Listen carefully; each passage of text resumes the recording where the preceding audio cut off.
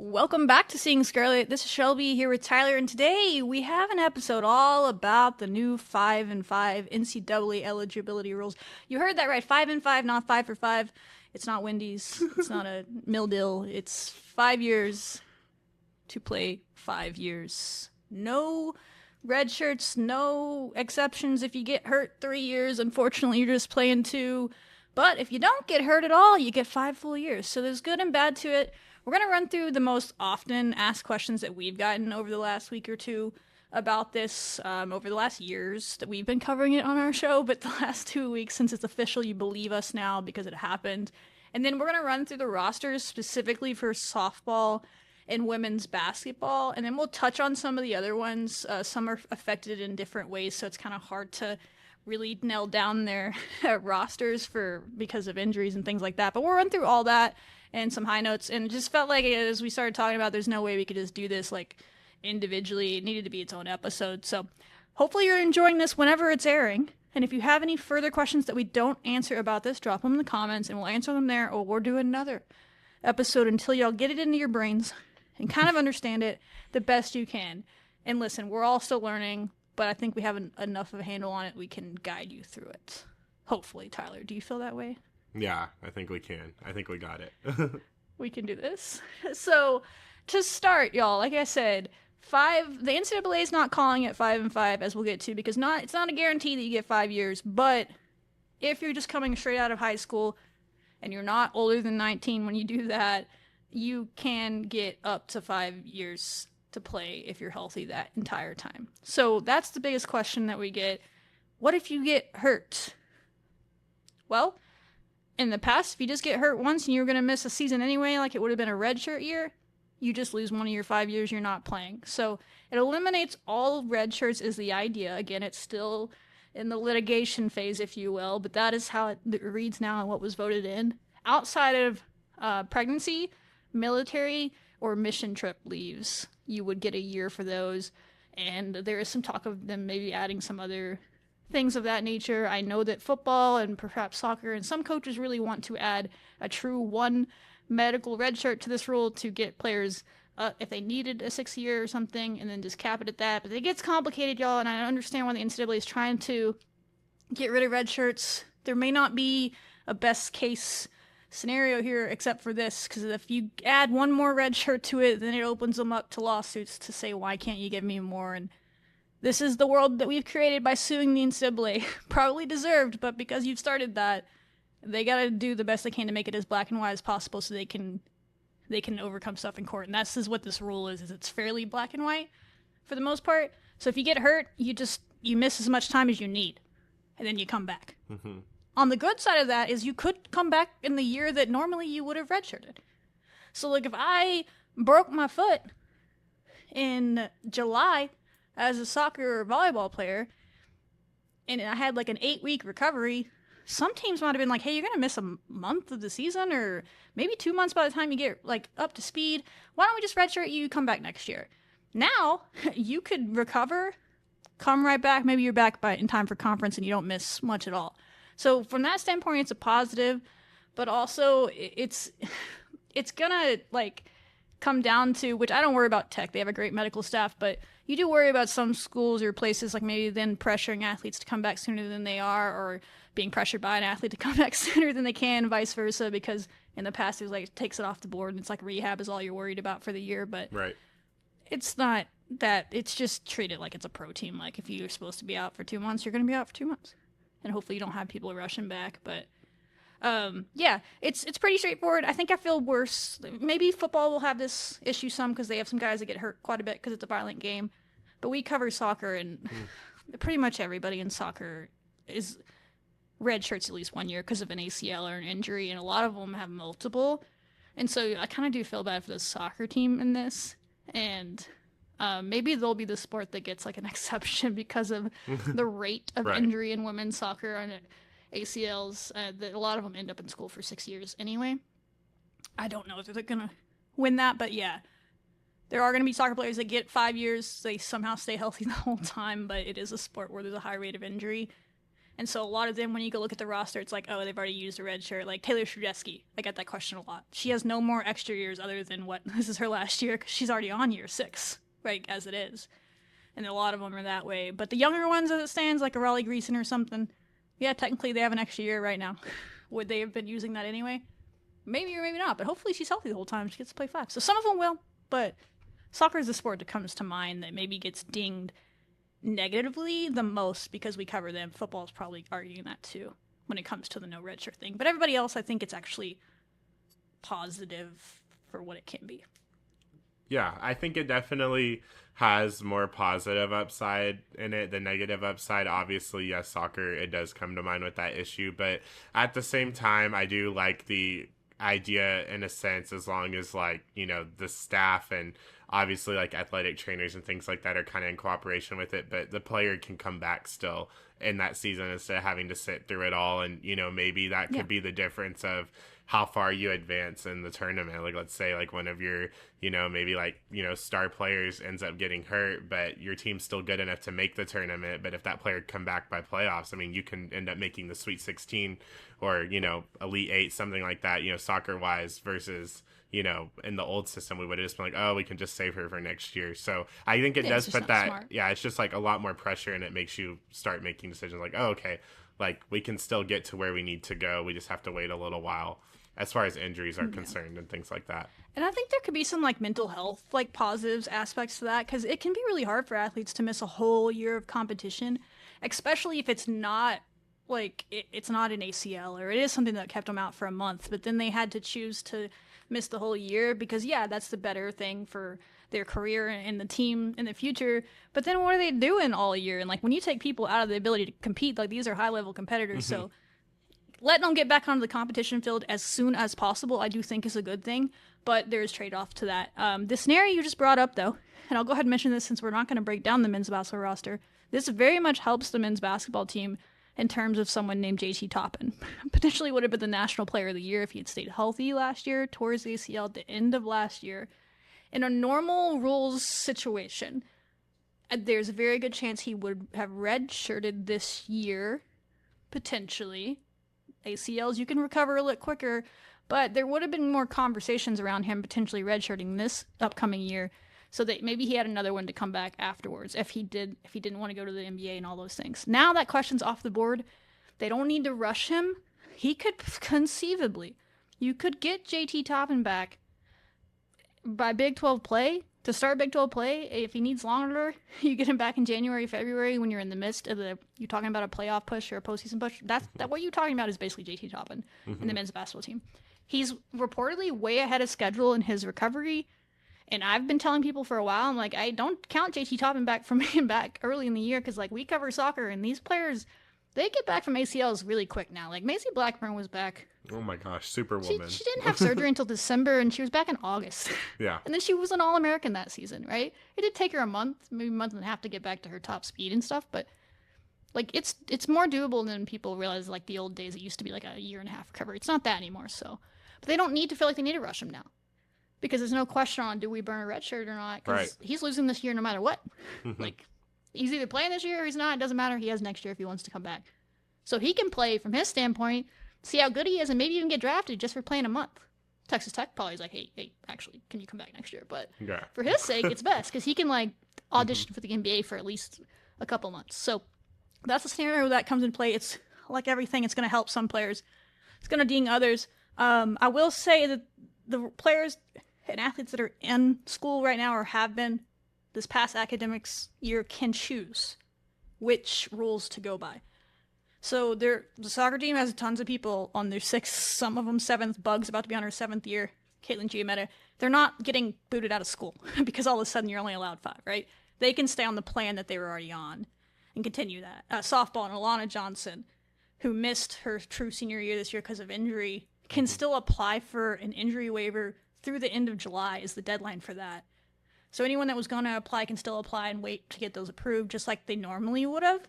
But it's only people that were in school this past year can still kind of choose. I want to be on the old rules or the new rules. I don't know. If someone just doesn't want a 5th year, they can be like, F this, I'm going to be on the, you can't get to keep me or 5 years. They could stay on the other one if they wanted to. I don't know why they want to, but they could. So they can choose. So don't worry about that. People that are on red shirts or in the process of applying for them, they can still do that. They're not just booting people out. And then the other question, obviously, is what about seniors that just graduated? Let's get into that because does everybody get 5 years? To answer the first thing I just said, they're not grandfathering in this past year's class that just graduated. The only reason really is just to not complicate things and overcrowd things, and they just feel like they need to put a line in somewhere, and I totally get that from their standpoint. I do think it's pretty shitty, though.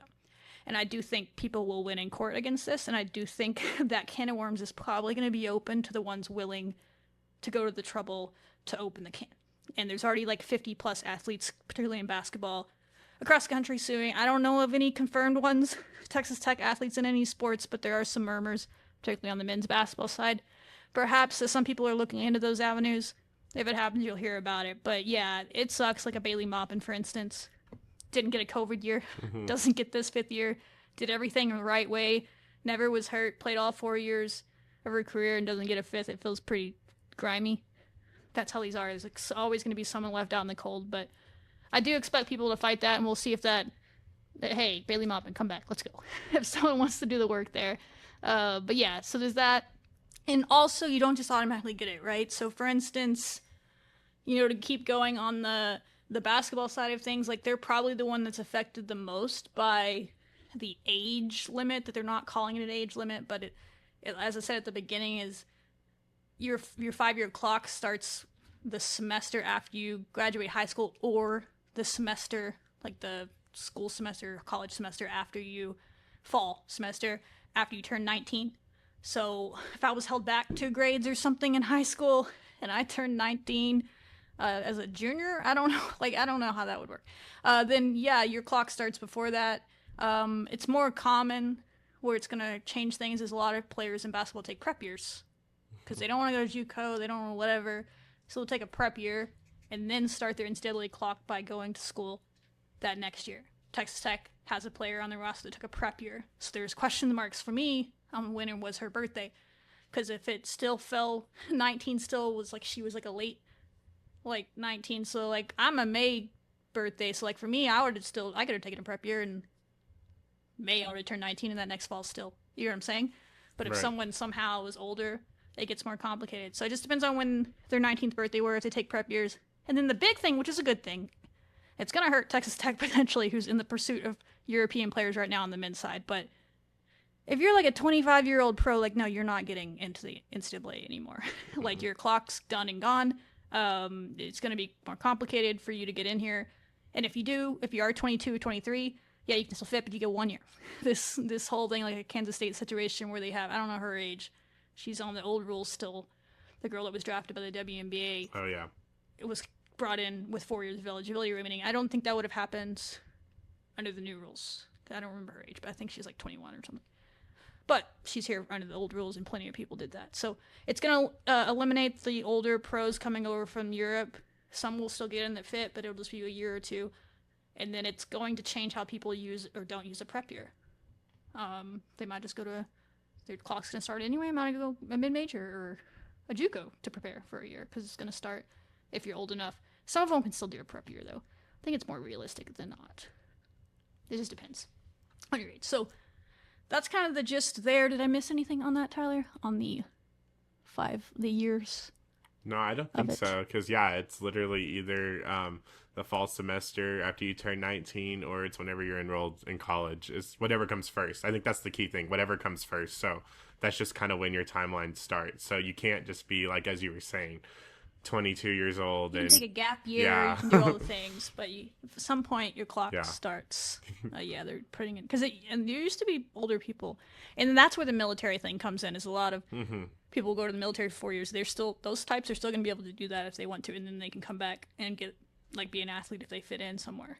So you'll still see some older people, but those are more rare than they used to be honest. And then BYU is a big question when it comes to this. This is not going to hurt BYU. It's going to go back to helping BYU. BYU used to win in a lot of sports because they were just older than everybody. Right. And then COVID happened and all these red shirts happened and then everybody got old. But BYU will still be able to take mission trips. I think it's just one, though. So, the 2-year missions that some of them go on. I think they're only going to be credited with one. I don't know how they're going to win that in court. Like, that seems, if they want to take two, like, they're probably going to end up being allowed. But I think it's one at this point. So BYU still, that's not going to affect them at all. It's the same thing. They're going to be back instead of, it just kind of pauses their timeline, if that makes sense. Right. They'll still get their years.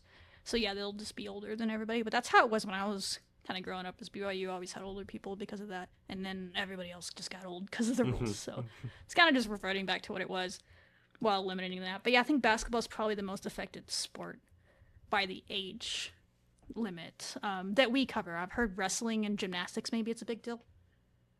I don't know, because they do the Olympics. Right. And so a lot of them don't go to college in gymnastics apparently until they're 20 plus or whatever. And so apparently that's really hurting the Olympic girls. I heard that. But we don't cover gymnastics, so wish you the best. Right. You'll figure out a solution. Next question of that I've gotten is, do they have to use the 5 years?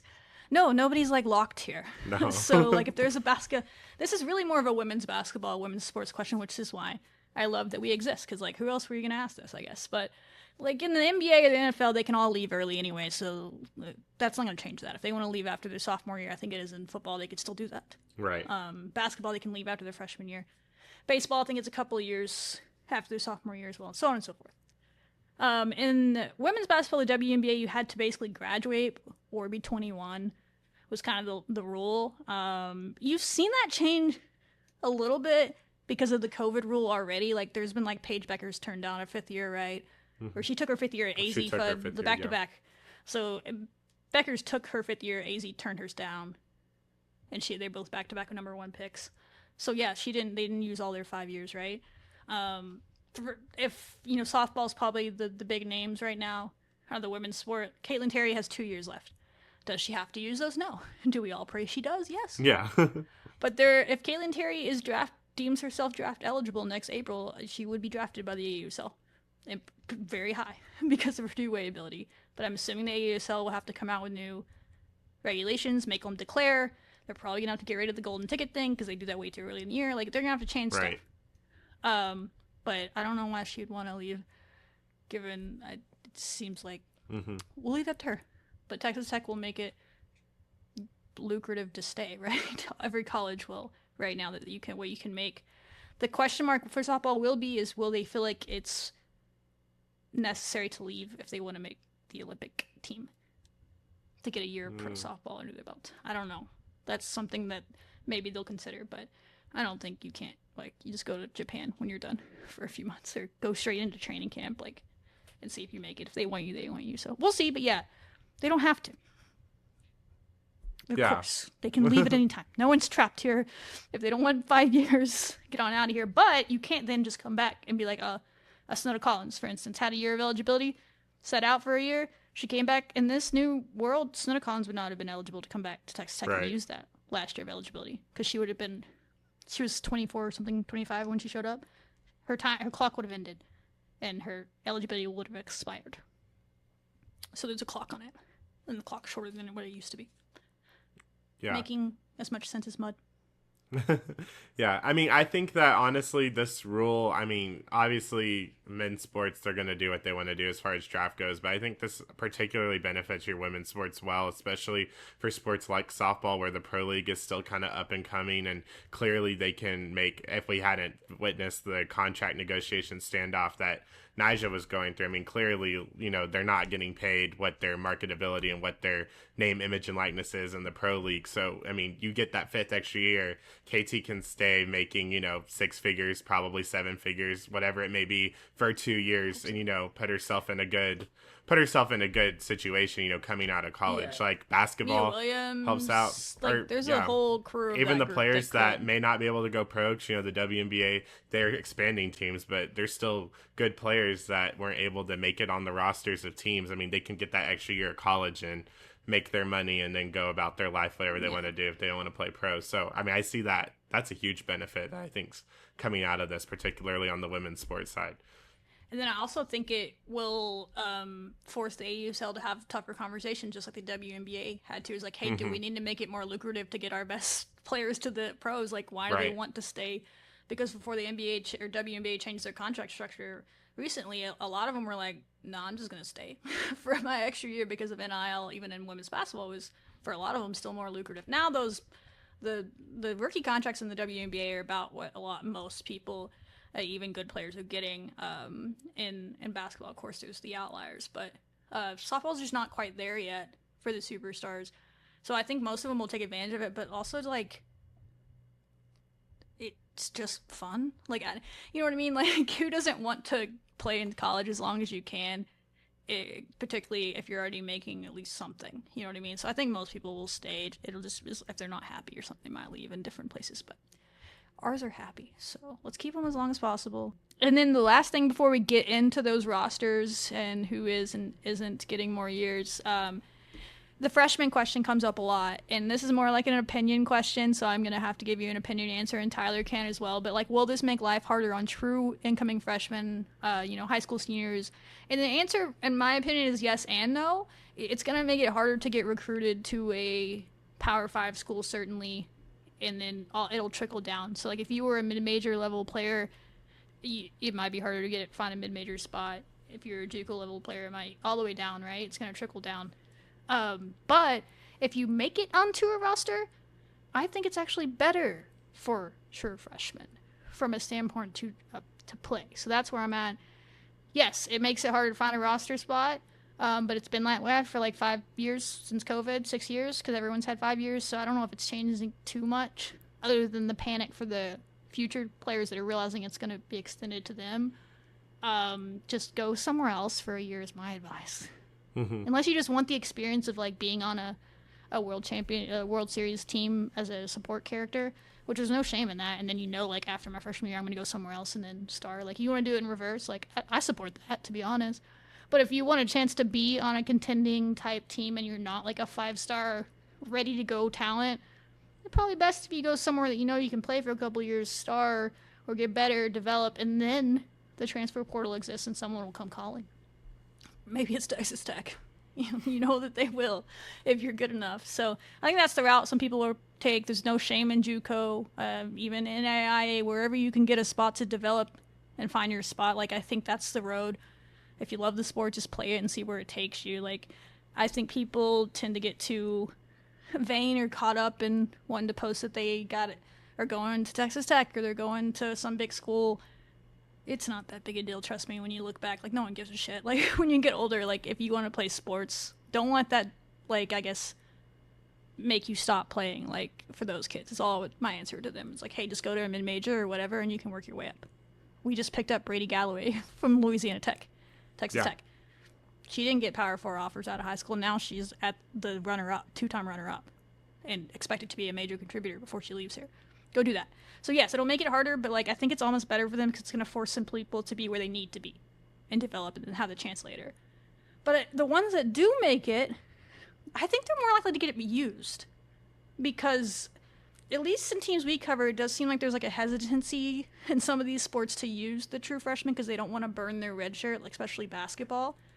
Like even if there's like a blowout or like, man, we're really struggling at this one position, but it's January, and they don't want to burn that player's red shirt. That stuff's going to be off the table now. So in softball, if they want to pinch run, the fastest player on the team is a freshman or something, but she's not really developed to do anything else yet. She can't hit, like, at this level, whatever. Put her out there. She can pinch run every time. She's going to lose this year. Year one's going to be year one, no matter what. So I think once they're on the roster, if they excel at a skill, of some skill that they can help their team in, whatever it may be in their sport, like I think they're more likely to get on the field than not now because you would have just redshirted them in the past. Like a Mally West this past year, I think Mally West probably would have gotten innings by the end of the year, right? The way that they talked about her. Now it didn't matter, right? She's had 4 years left either way, like in softball. So I think basketball might be the biggest one that helps. Men's basketball absolutely would have played Latrell Hoover when they lost, after they lost JT Toppin, if it wasn't at the sake of burning his entire redshirt year for 1 month. Now, if they had the foresight to believe that this was coming like most people did, maybe they would have done it anyway. Because now it's like pointless. But in the future, we can only look towards the future. It would have mattered. Like, he would have played. So that's kind of how it works. That's my answer. Do you have a different answer, Tyler?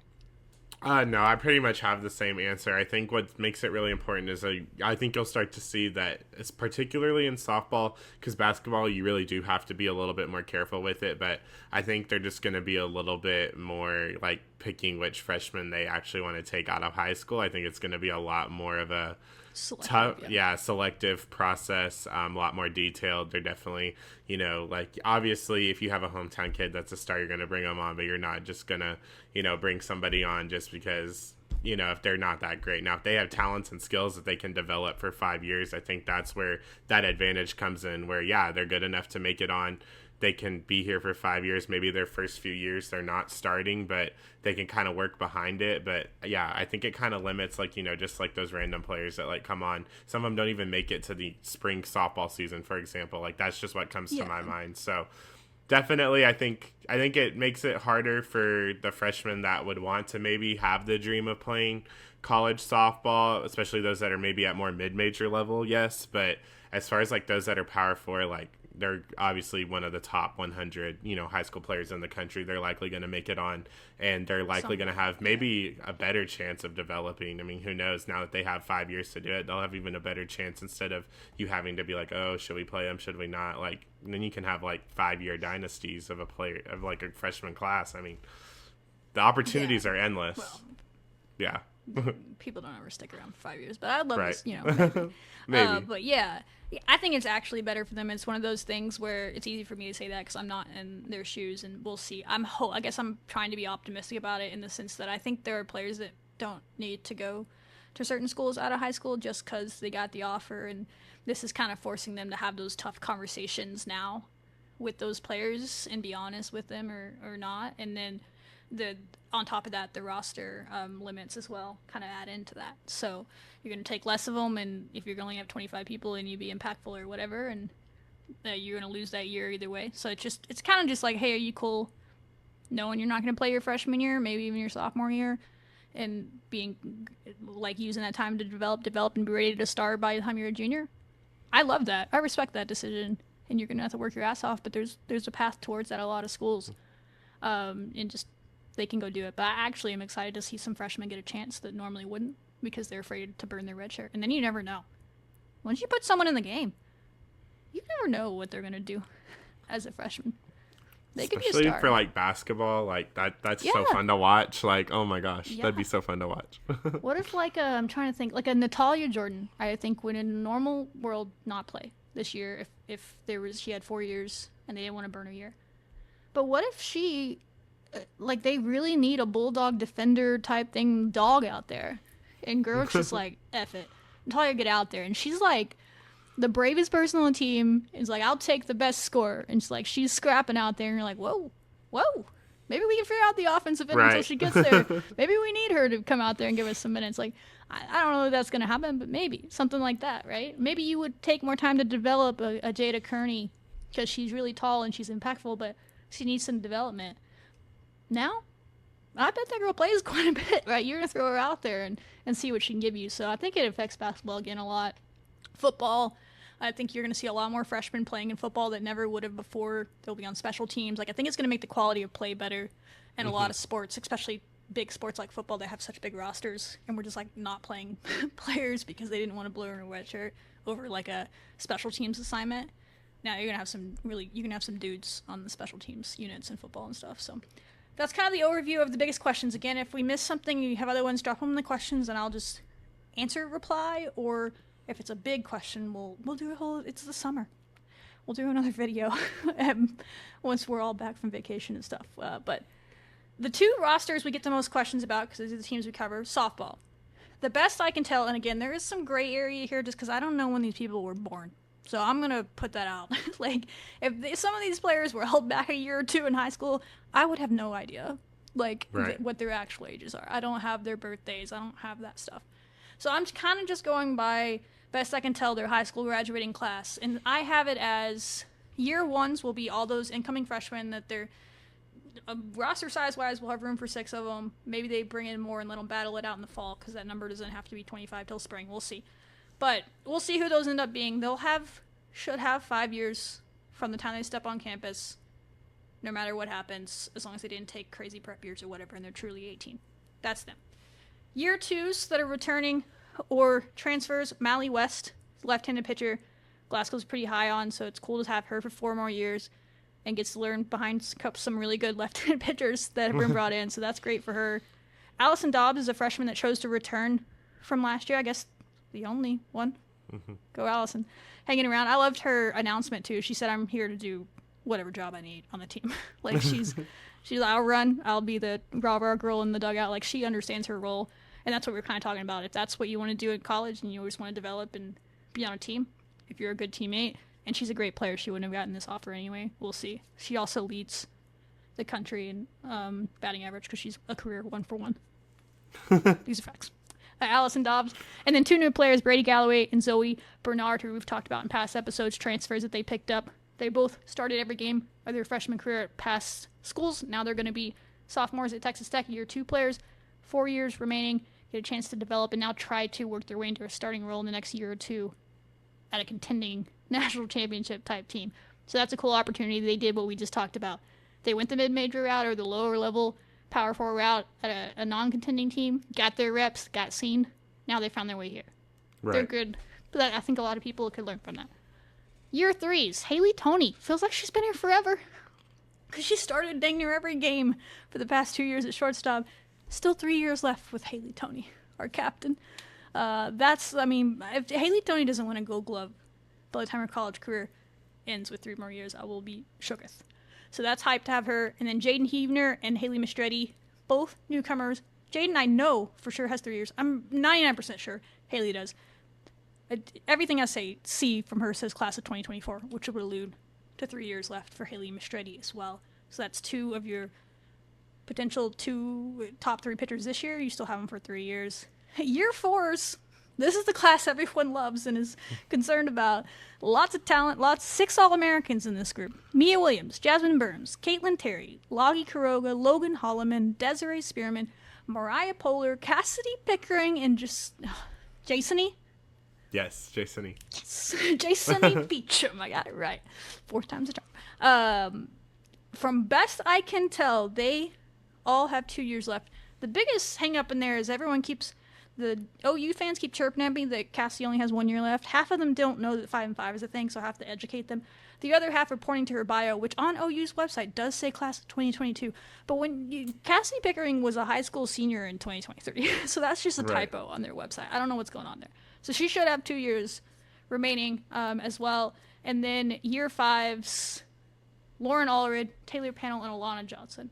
A lot of people are confused on Taylor, thinking that she has 2 years left, but she did redshirt a year at Tennessee. She had that back injury or what. Remember, Tyler told that story where she learned about herself and all that through that injury. She's already used a redshirt. You don't get it back. So she is in her final year next year. Lauren used a redshirt as a sophomore when she was at Louisiana. And then Alana is one of the 4th-year seniors from last year that normally would not have gotten another chance, but she can use the old rules to apply for a medical redshirt. And assuming that comes through, she'll be a year 5. So we only have 3 seniors. I don't know how they're going to do senior day. Like, if they're all going to go through it, or if they're going to be like, I don't know. They're going to have to make their choice by then, because that'd be a huge senior day if it's not just those 3. But those are the 3 softball ones. And then women's basketball, I'm going to be upfront, is way more complicated because of the prep year thing and just some ages of some of the players. Best I can tell, year 1s, there's a massive freshman class already. Ambrosia Cole, Gianna Jordan, Natalia Jordan, Mariah Douglas, and Jada Kearney. Should all have 5 years unless their birthday stuff is weird that I don't know their age.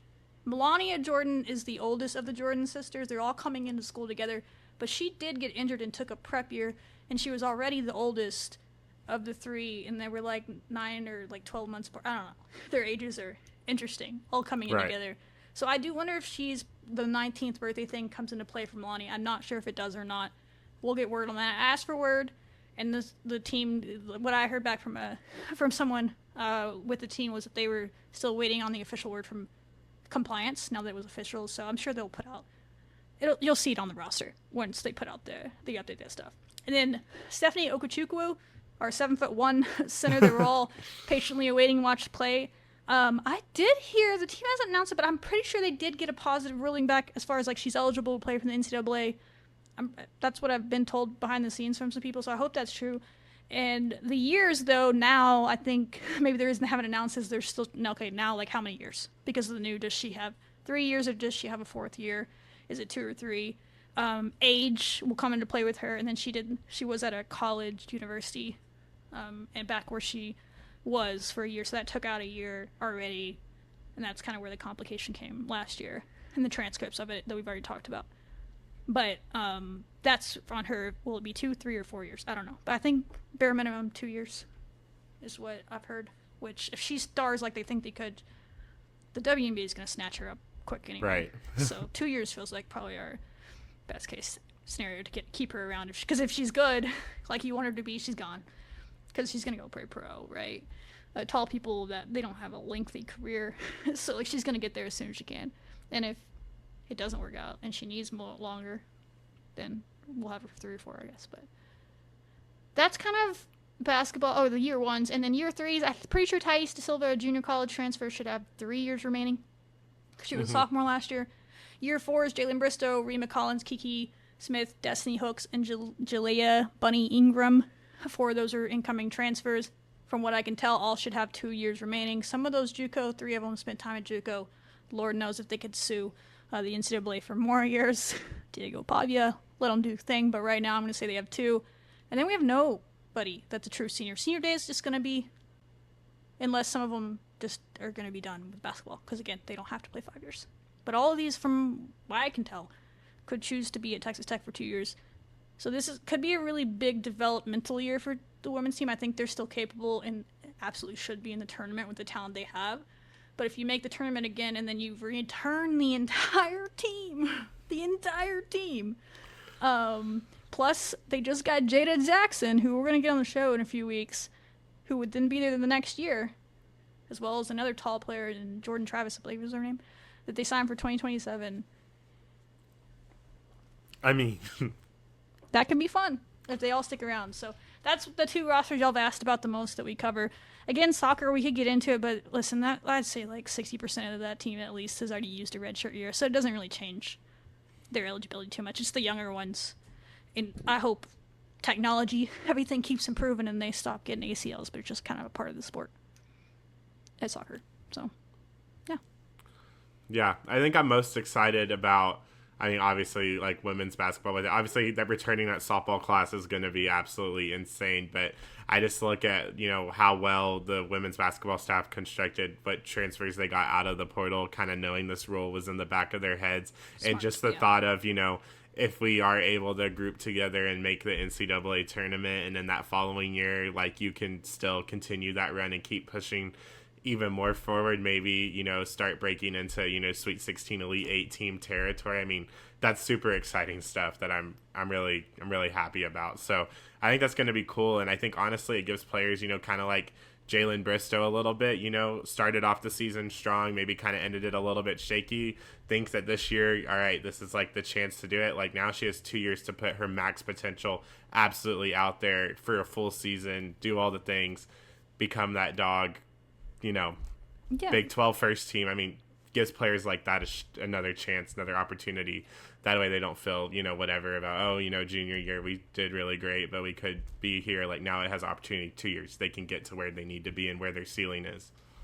Yeah, and she's one of those very high upside players. We talked a lot about Jalen Bristow, and the more years you can give a player of, like, the better she's just going to get. Right. Like, I mean, another year is another year, and it is not me, like, blowing smoke to say that with another year of development, she could make her way into a WNBA roster, absolutely a WNBA camp invite, just because you don't find 6'3" players that can lead the conference in blocks and be, when she's at her best, shooting over 30% from 3 as well. Right. Like, and if she shores up some of her handles and gets a little tougher and stuff, like, I'm telling you, the measurables and just the God-given stuff that Jalen has is WNBA stuff. Like, what is it, Burrell? She reminds me a little bit of Burrell. She played at Tennessee. Something with an R. I don't know, I'm blanking. She plays for the LA Sparks. Ray Burles? Or Ray something like Ray Burrell or something Ray like Burrell. that. Yeah, I think it's Ray Burrell. Yeah. She has like a similar, and like she had like a similar path at Tennessee, like never really starred or whatever, but it was like a starter. I was watching them play the other day and I was like, That's someone I know she loves Candace Parker, but she should watch. Anyway, that's getting off on a tangent. But yeah, she could do that. Rima Collins, absolutely. Oh Two yeah. more years. I mean, she could be ready after this year if she does what she did at FAU. We may lose Rima to the WNBA after this year if she's doing that same stuff at this level and proves that she can make that jump right away. But I do think she could be a conference player of the year level player with another year of development to get comfortable just because of what she can do, and she develops the three ball as well because she has the physicality on the inside as well. So, Right. yeah, if you can keep them together and they're all truly in the age frame that we don't really know their ages, I don't think any of those took a prep year. The Ingram one, I'm a little, cause she had like an interesting path to get here, like JUCO stops and stuff. So I'm really hopeful she has 2 years, and everyone's told me that's yes. We're waiting to see the roster. So, because they would have put them on the roster as, I think, like red shirt or whatever if they were, and they all just say senior. But anyway, that's what we have.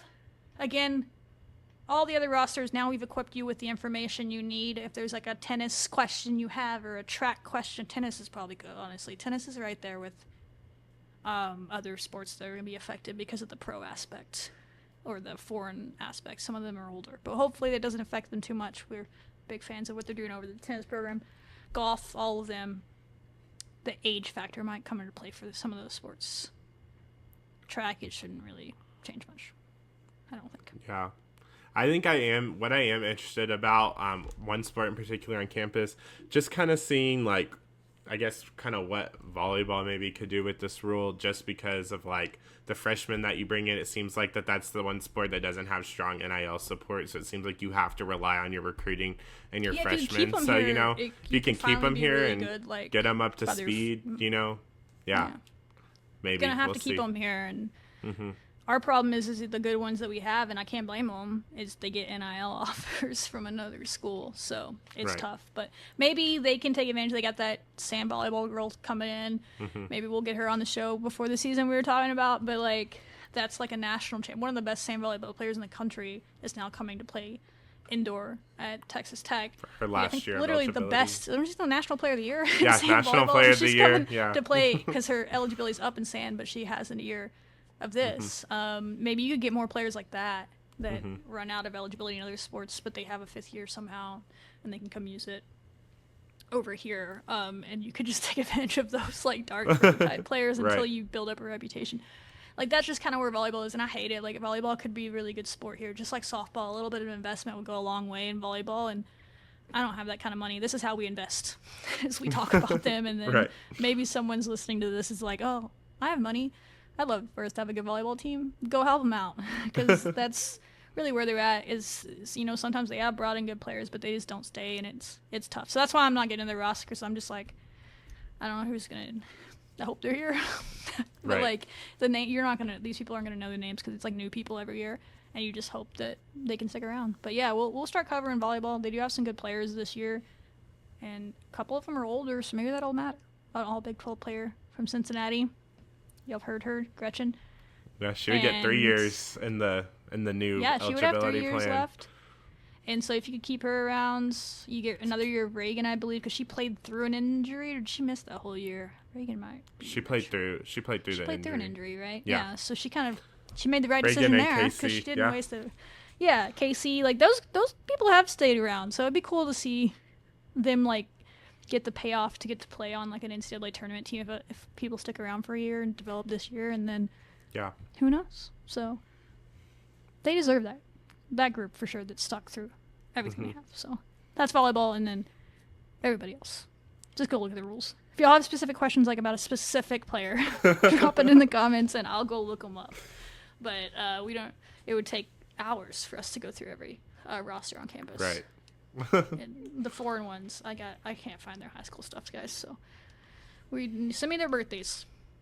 We're gonna start seeing birthday years posted on rosters. Wait. Yeah. That's what's gonna come. Born in 2004. Born in 2004. Yeah. That's what they do in baseball. When I used to work in baseball, we put their birthdays on the rosters because the scouts wanted to know their birth years. Because it mattered for being draftable, eligible or not. They're going to have to start treating that like college sports. Oh, wow. Anyway, that's what we got. 5-5. Well, y'all requested it. 5-5, not 5-5. And if you ask the NCAA, it's not even 5-5. But I'm not getting into their NCAA eligibility plan rule. They don't want to say 5-5 because that's fair. They don't want to lead people astray that not everybody has 5 years. But the majority, as long as you're not over 19, essentially, Right. really over like 19 and a half, like, then you can get 5 years. So hype. I'm excited we get an extra year with some of these players, especially with Same. all the transfers we bring in. It feels like we have to say goodbye so quickly. We don't have to do that. Right. Caitlin Terry, like Mia Williams, like they're gonna feel like they were here their entire career. Like they're gonna Literally. break records. Those record books are just gonna be Caitlin Terry, like hitting and Mia already owns the record. Like the No, single season literally. record book is Mia Williams. Like she's just gonna take down the entire career record book with 2 more years. Like just absurd stuff. Like outrageous that they're gonna be able to do. They're gonna rewrite Texas Tech softball. Good for them. That's what we got, y'all. We'll be back when we're back. I don't know what's next, so I can't even preview for that. But we'll be back with some content. If y'all have new requests, hit us down below. Like, subscribe, follow, share with your friends. That's all I have. Wreck 'em. Wreck 'em.